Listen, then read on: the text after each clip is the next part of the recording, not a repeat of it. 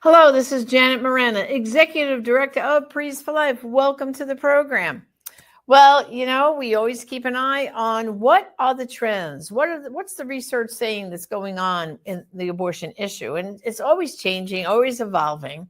Well, joining me today is an expert in watching all that stuff and compiling it and giving us the facts, just the facts. His name is Michael New. He's a professor of economics, believe it or not, at Catholic University of America. Michael, welcome to the program. Thanks for having me. Much appreciated. Well, and I also have to state that you also run the pro-life club there on campus. Don't you have involvement with that too? I informally advise our pro-life students. One of my Yeah. big hobby horses is that I actually organize a pro-life sidewalk counseling ministry outside the DC Planned Parenthood. I'm there Saturday mornings, so if your viewers can pray for me and my team and our efforts, that's appreciated. Right. We're trying Because to. you guys are saved. I know you have a trend there of you have saved some babies by you and the students, your presence there outside of Planned Parenthood, right? Oh, absolutely. I mean, our with most sidewalk counseling, sometimes your batting average isn't great. Sometimes days come where you don't get a lot of positive feedback, but we do break through. I know pretty much every sidewalk counselor I know that spent any amount of time outside an abortion clinic. They can always claim at least one life was saved because of their presence. So I think it's one of the best, one of the most important things that pro-life people can do. That's right. And even if you only save one life, that one life is so important. But I know you also follow a lot of the trends, the statistics of the latest information. So let's have an update, okay? Sure. I think the most exciting kind of research right now in pro-life circles is a study that came out this past week from the Ethics and Public Policy Center. And they were able to analyze the health risks of chemical abortions. And what they did was they were able to buy a pretty comprehensive data set from a private insurance company. And they looked at data from over 80,000 women who had chemical abortions. So that's a big data set to work with. And they Right. found, I think what pro-lifers would suspect, that chemical abortions obviously fail to abort children, but dangerous to women. Close to 11% of the women had a pretty serious negative health event after the chemical abortion. About close to 5% had to go to the emergency room. There were, sepsis. There were incomplete abortions. There were, other health problems. We've known for a long time that chemical abortions are dangerous, and this study has good data to back that up. What's really important about this study is a couple things. First off, it's new data. All this data is from 2017 to 2023. That's very important. The reason why that's important is because policies regarding chemical abortion have become a lot more permissive. Before 2016, if a woman wanted to have a chemical abortion, she had to make 3 visits to a medical professional, and she was only allowed to have that chemical abortion within 7 weeks of gestation. That changed. The FDA changed those rules, the Obama administration, to a point where women only need 1 visit to a medical professional and could obtain a chemical abortion up to 10 weeks gestation. So it became more permissive in 2016, even more permissive in 2020. A judge ruled that women could get chemical abortions without any in-person medical exam. The Biden administration continued that very unwise policy. So it's the Wild West right now. Women can get these drugs on any supervision. If a woman is in ectopic pregnancy, obtains chemical abortion, that can be fatal. If she is further along in gestation, she realizes has a chemical abortion, that can have negative health impacts. So this is a good study. Recent data really shows how the recent policy changes have made chemical abortions a lot more dangerous. That's right. And part of the problem too is they're using the drug, as we would say, off label. It's only supposed to be used up till 9 weeks of the gestation. And we know they're using it, I've seen all the way up into 12 weeks, which is extremely dangerous for the woman at that point. And like you just pointed out, what did you say, 11% women had some sort of physical problem after Yep. the abortion pills, but 5% Yep. emergency room. My goodness, if this was any other drug, Michael, any other anything, and 5% of the women ended up in an emergency room, don't you think that would be a cause to possibly pull the drug off the market, right? Absolutely. I mean, there's almost no other, um, I can't think of any other, health medicine that I can think of, which has this kind of complication rate, this kind of adverse event rate that's currently on the market. I think if it were any other drug, the FDA would have pulled it more or less immediately, or at least be putting very, very strong regulations in place, requiring a lot of supervision to women who are obtaining this drug. So again, abortion, we all call it the abortion distortion. With abortion drugs, the rules just don't apply. The other side has a real vested interest in seeing to it these drugs are easily available. They don't really care about the health implications, and pro-lifers just have to push back. We're really hoping the Trump administration, FDA, goes ahead and puts some safeguards back in place, and maybe even pulls this drug off the market, because the data does show it is in fact risky. Right.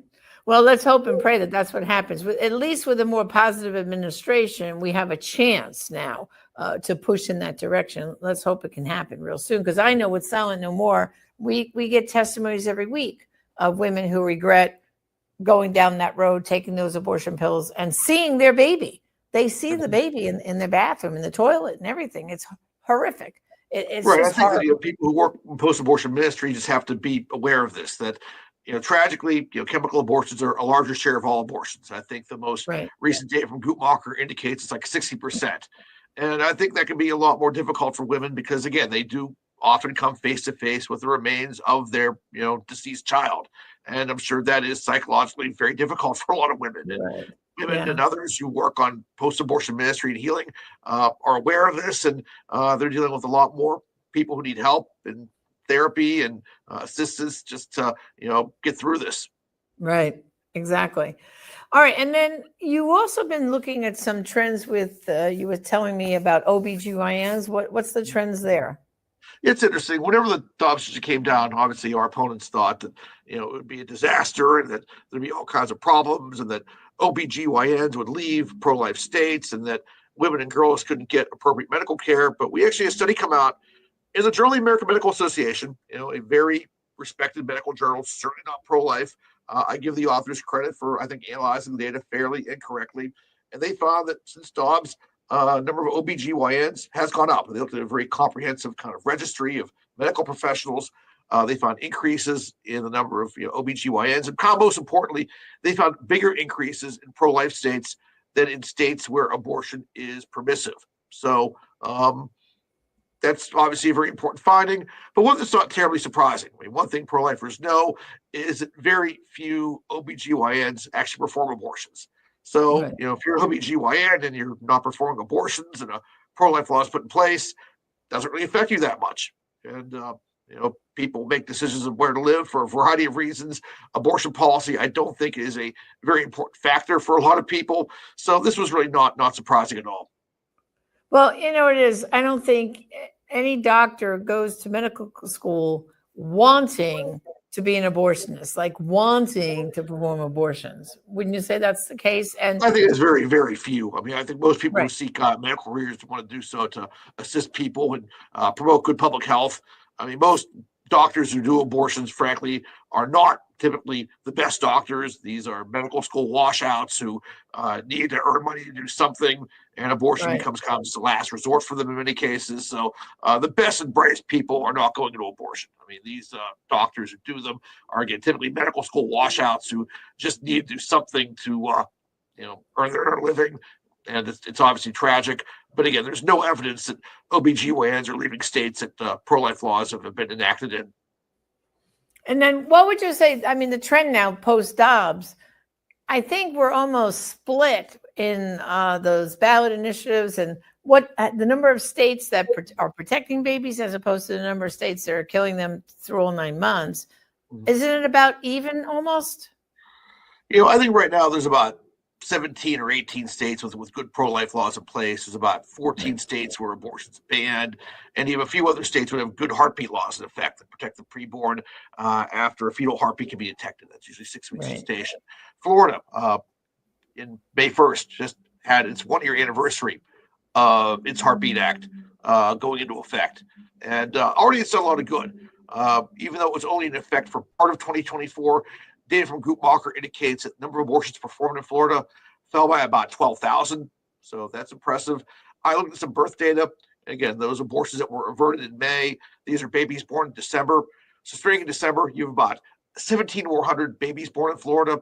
So this Heartbeat Act saving about 400 babies, every month. So again, I wish abortion was banned in Florida, but even the incremental laws that protect some unborn children do some good and save some lives. Well, yeah, because I'm here in Florida, and I can tell you that since the heartbeat bill was signed by Governor DeSantis, we have had a few abortion clinics close.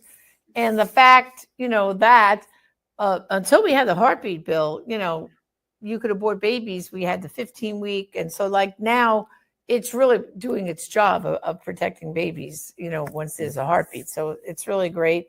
Of course, we would like to be where it's zero, we'd like to be like Alabama, protecting babies from conception.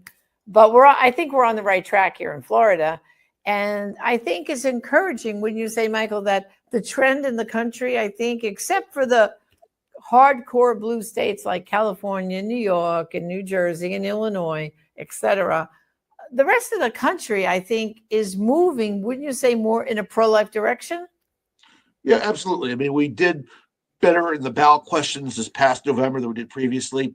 We won in Nebraska, we won in South Dakota, we won in Florida. Now we're helping in Florida a bit because the other side needs 60% to win, not a majority. But we still kept on that 60% threshold.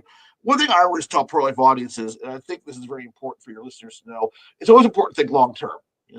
Elections come and go. We win some elections, we lose some. We don't always get everything we want. But long term, we've made a tremendous amount of progress as a movement. Since 1980, we have cut the abortion rate down by nearly 50%. That's a big accomplishment. If the abortion rate today was what it was at its 1980 peak, there'd be 1 million more abortions taking place every year. And that means that by getting active, we save 1 million lives, and we've spared 1 million women for lifetime regret. So long term, we've done really well. It's also important to know why numbers have fallen. And it's not that unintended pregnancies aren't happening. You've not seen a consistent, durable decline in the unintended pregnancy rate. It's that women do face unintended pregnancy. They're likely to choose life. They're a lot more likely now than they were, say, 40 years ago. So it's all due to pro-life efforts. Education, service, legislation, all plays a role, building culture of life and getting these abortion numbers down. Right. And when you think about it, Michael, the number of pregnancy centers in the nation is about 3,000. The number of abortion clinics, I think, is about 600.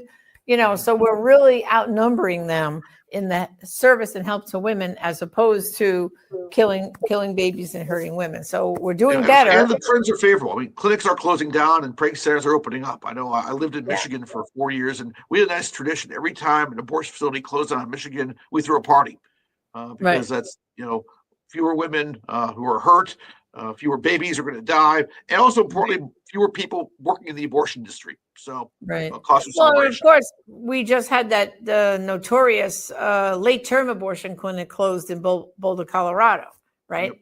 So Warren Arndt closed down his practice. That's a big win for us. I mean, he's always been I hate to use his phrase, authority on our side, and he's caused a lot of destruction. He's very open about aborting healthy babies, late gestation, and the fact that he couldn't find someone to take over. I mean, this guy's obviously has a vested interest in keeping abortion legal and making sure late-term abortions are available. The fact he couldn't find someone to kind of take over his practice, that does say something. Yes, it does. Like we said in the very beginning, doctors don't go to medical school to be abortionists, and so he couldn't find someone to, here's my practice, take it over. And nobody wanted it. So that's also, again, all the pro-life efforts of education has really helped, Well, Marco, what can I say? I want to thank you so much. You always have the great insights of all the statistics. But even greater is that you take those students out every Saturday in front of Planned Parenthood, and you're standing in the gap to save babies. So thank you for all you're doing, and continue to do it. Okay. Take care. If your viewers are interested, I'm on Twitter. I'm at Michael_J_new. Follow me on Twitter, and please pray for our efforts. We need the prayers. Okay. Well, brothers and sisters, I hope you learned something of positive news. This is positive news that we are winning. We are making progress.